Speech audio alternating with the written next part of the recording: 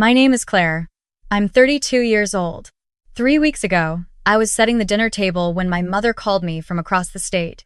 Her voice barely above a whisper.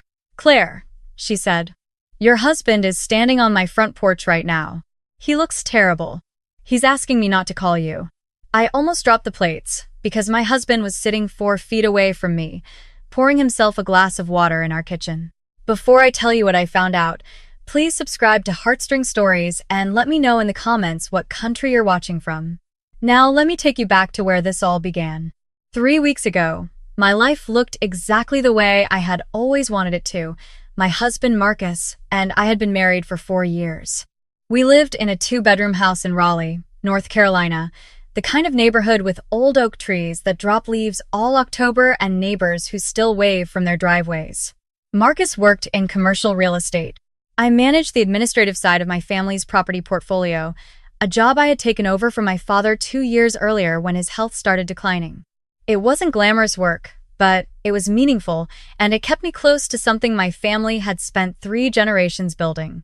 Marcus had been quieter than usual that fall. I noticed it the way you notice a clock that runs slightly slow, not immediately, not dramatically, just the gradual sense that something is a few seconds off. I told myself it was work stress. His firm had been restructuring. I didn't push. That was probably my first mistake. That particular evening, I was making pasta, the simple kind with olive oil and garlic that Marcus had always said was his comfort food. He was sitting at the kitchen island, scrolling through something on his phone. The overhead light was on. The windows were dark. It was an ordinary Tuesday. Then my mother called. She is not a dramatic woman. My mother grew up in rural Virginia, raised 3 kids mostly alone after my father's first health scare, and has a particular brand of calm that I used to mistake for coldness when I was younger. So, when I heard that whisper, that specific, careful quiet in her voice, my stomach dropped before she even finished her first sentence. She said, "Claire, I need you to stay calm. Your husband is at my front door right now. He has a cut above his eye, and he looks like he hasn't slept in days. He's asking me not to call anyone." I laughed. It was involuntary, the kind of laugh that escapes when your brain genuinely cannot process what it just heard. I looked directly at Marcus. He was still on his phone. He looked up when he heard me laugh, raised an eyebrow. "Mom," I said slowly, "that's not possible. Marcus is standing in my kitchen." She went quiet for a moment.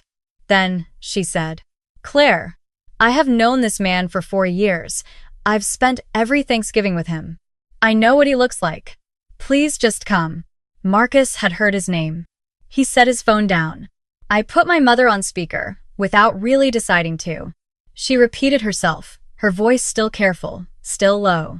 Marcus's face did something I had never seen it do before. It didn't show surprise. It showed calculation. Just for a half second, so brief that I later wondered if I had imagined it. Then his expression softened into something that looked like concern. "That's wild," he said quietly. "She must have seen someone who looks like me. It happens." He reached over and gently took the phone from my hand, still on speaker, and spoke to my mother in that warm, steady voice I had heard him use 1,000 times. He asked her to describe the man. He said these things happen. That stress can make us see what we expect to see. He was calm in the way that a person is calm when they have already prepared for the conversation. My mother's voice went even quieter. "Put my daughter back on the phone." He handed it back without hesitation, like a man who had nothing to hide. "She told me to come. Alone." I told Marcus I was going. He nodded, said he understood, offered to drive me. I said no and grabbed my keys. The entire 2-hour drive to my mother's house in Greensboro, I repeated to myself that there was an explanation, a look-alike, a misunderstanding. My mother was 64 and had been under enormous stress since my father's diagnosis. I told myself all of this very calmly, and I did not believe a single word of it. When I pulled into my mother's driveway, the front porch light was on. She was waiting at the door. Behind her, sitting at her kitchen table with a dish towel pressed against his eyebrow, was my husband. Except my husband was 2 hours away in our kitchen in Raleigh. The man at the table looked up when I walked in. He had Marcus's face, Marcus's jaw, Marcus's hands. But his eyes, and I cannot fully explain this, his eyes looked at me differently. They looked at me like I was the only solid thing in the room. Like he had been waiting for me specifically, not just for anyone who might walk through that door. He said my name, and his voice broke on the second syllable. My knees went soft. I grabbed the doorframe. He said, "Claire, it's me. I know you don't understand. I know how this looks. But please don't call him. If he finds out, I don't know what he'll do." I sat down across the table from him. My mother stood behind me with her hand on my shoulder.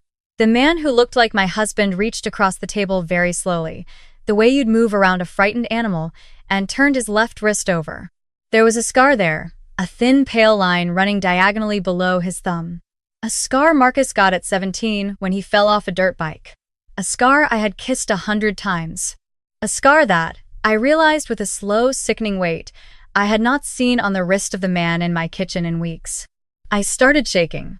He told me his name was Marcus. He told me he had been drugged at a work conference in Charlotte 8 weeks earlier. The last thing he remembered clearly was a drink at the hotel bar with his colleague and closest friend, a man named Ethan Grayfield, who had worked beside him for 6 years. He woke up in a storage unit on the edge of a small town called Siler City, 80 miles from anywhere, with zip ties on his wrists and a phone that didn't work and no wallet. He had spent weeks finding his way back. He had been afraid to go to the police because he didn't yet understand what had happened, and he was afraid that whatever it was involved people with resources greater than his own. He had come to my mother because he knew if he came to me directly, whoever was living in our house would see him first. My hands were completely still by the time he finished talking. That is what happens to me when something is too large to feel all at once.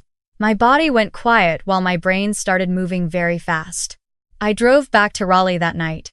The man waiting for me in our house was in the living room when I came in. He had made tea. He asked if everything was okay, if my mother was all right. I told him she'd been confused, that it turned out to be one of her neighbors who bore a passing resemblance to him, that everything was fine. I watched his shoulders relax in a way that confirmed everything. Here is what I already knew by the time I walked back through that front door. The man in my house was not Marcus. The man at my mother's table was. And whoever this person was, he had been living as my husband for approximately 8 weeks, in my home, sleeping in my bed, sitting across from me at dinner, going through my father's property files. My father's property files. My family's portfolio included 11 commercial properties across North Carolina and Virginia.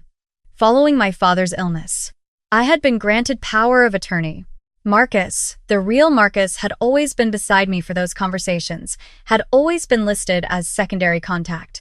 Anyone studying our lives closely enough would know that a signature from Marcus, in the right context, could open significant doors. I did not sleep that night. I lay beside this stranger in the dark, and I breathed slowly, and I stared at the ceiling, and I planned. The next morning, I called my cousin Rachel, who works as a private investigator in Durham. I had not spoken to her in almost a year. I told her I needed help and that I could not explain everything over the phone. She came to my office 2 days later. I had told the man in my house that I had a routine property meeting. He offered to come. I told him it was internal family business, routine, boring. He accepted that.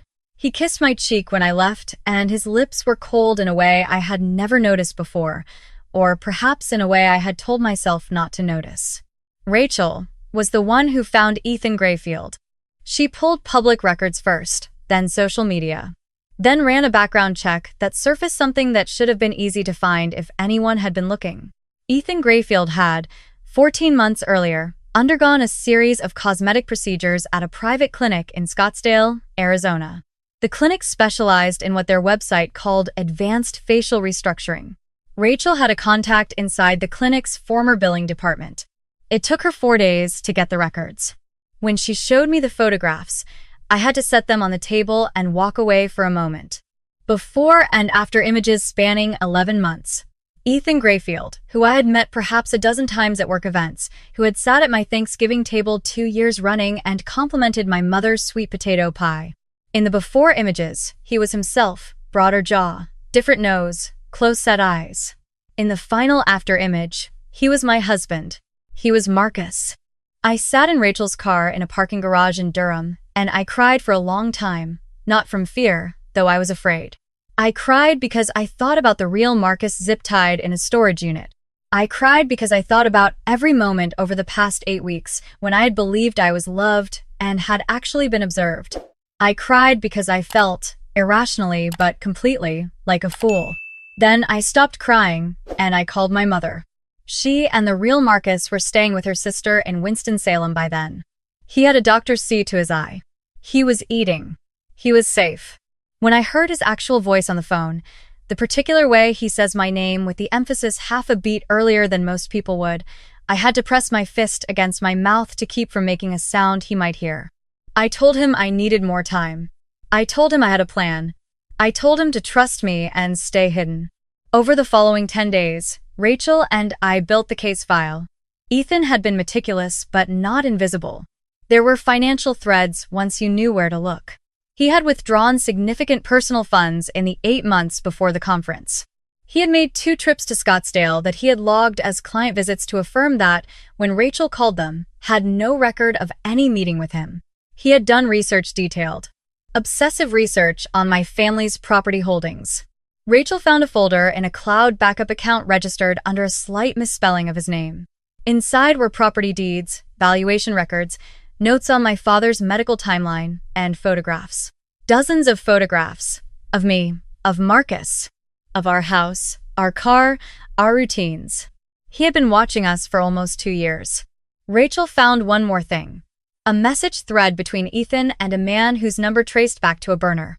The messages were coded, but not well enough. References to the transition. References to the schedule. One message that said simply, "Once the paperwork is signed, we move."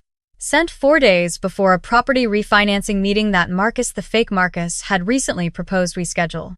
The paperwork. The signature. That was the endgame. I let him believe it was going ahead. I called our family attorney, a woman named Gloria Chen who had known my father for 30 years. And I told her everything. She did not panic. She asked me 3 questions, took notes, and said she would be ready. Then I called the Raleigh Police Department's Financial Crimes Division and spent 90 minutes with a detective named Reyes who listened to everything I brought and said, quietly, that he could work with this. On a Wednesday morning, I told Ethan that Gloria wanted to meet at her office downtown to finalize the refinancing documentation. He dressed nicely. He seemed pleased. He held my hand in the car on the way there, and I let him. And I thought about the storage unit and the zip ties, and I kept my face completely still. Gloria's conference room has wide windows and a long mahogany table. Detective Reyes and 2 officers were waiting in a side room with the door cracked. Rachel was there. My mother had driven up from Winston-Salem. And beside her, wearing a borrowed jacket, because he'd lost 30 pounds and nothing fit properly yet, was Marcus. Ethan walked in ahead of me. He saw the table, the documents, Gloria standing at the far end. He smiled, smoothed his jacket, pulled out the chair. Then he saw my mother. He saw the man standing next to her. He saw his own face standing next to her. For one long second, nobody moved. Then Ethan ran. He made it exactly 6 steps toward the door before Detective Reyes stepped out of the side room. The 2 officers were right behind him. He stopped. He turned around slowly. He looked at me. His expression cycled through things I couldn't fully name: shock, calculation, a flash of something that might have been genuine feeling, though I am still not sure what he actually felt about anything. He said my name. Just my name. Like a question. I didn't answer. The evidence presented to the district attorney included the clinic records, the financial transfers, the cloud backup folder, the message thread, the testimony of the real Marcus, the storage unit where Marcus's personal documents were still stashed in a duffel bag, and the statement of a second man in Siler City who had been paid $2,000 in cash to keep an eye on the unit for a week before Marcus escaped. That man cooperated immediately in exchange for a reduced charge.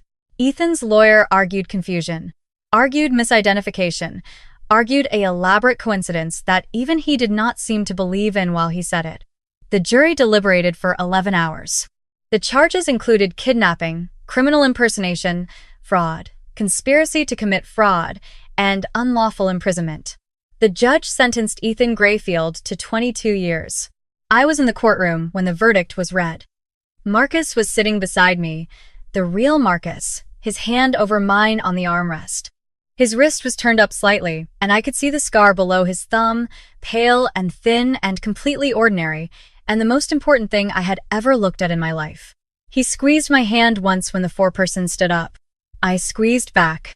After the verdict, we sat in the car in the courthouse parking lot for a long time without talking.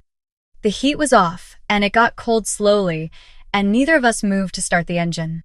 I thought about the 8 weeks I had lost. The dinners, the evenings, the moments I had believed were ours that had actually belonged to a performance. I thought about how carefully Ethan had studied us. He knew the names of our neighbors. He knew the coffee order I had changed to in September. He knew the running joke Marcus, and I had about a particular exit on I-40 that we could never agree on. He had practiced everything. He had done an enormous amount of work to become someone else entirely. And he had still failed. Because he had not accounted for my mother. He had not accounted for the fact that she drives 40 minutes to church every Sunday and therefore notices a man on her porch at 7 in the morning better than most people would. He had not accounted for the fact that the real Marcus, sick and disoriented and 80 miles from home, still knew instinctively where to go. He had not accounted for the fact that love, when it is real, is not only in the face. Marcus and I spent Christmas that year at my mother's house in Greensboro. She made sweet potato pie. She made too much of everything. The way she always does, and we ate at the table until it was late and the dishes were piled in the sink, and nobody wanted to be the first person to stand up and end the evening. My father video called from his care facility and made Marcus retell the storage unit story twice because he wanted to make sure he had the details right. My mother laughed so hard at one point that she had to put down her fork. It was the most ordinary night of my life, and I held on to every second of it. Because I know now what I did not fully understand before. That ordinary is not nothing. That quiet Tuesday evenings and garlic pasta and familiar voices saying familiar names are not things you simply have. They are things that exist because the right people are in the room. And when you know that, when you have felt what it is like to almost lose it, you stop treating ordinary like it is something you can put down and pick back up whenever you feel like it. You hold it carefully. You pay attention. You do not let a single evening go by without looking across the table and recognizing exactly who is sitting there. And if you ever have any doubt, you check for the scar.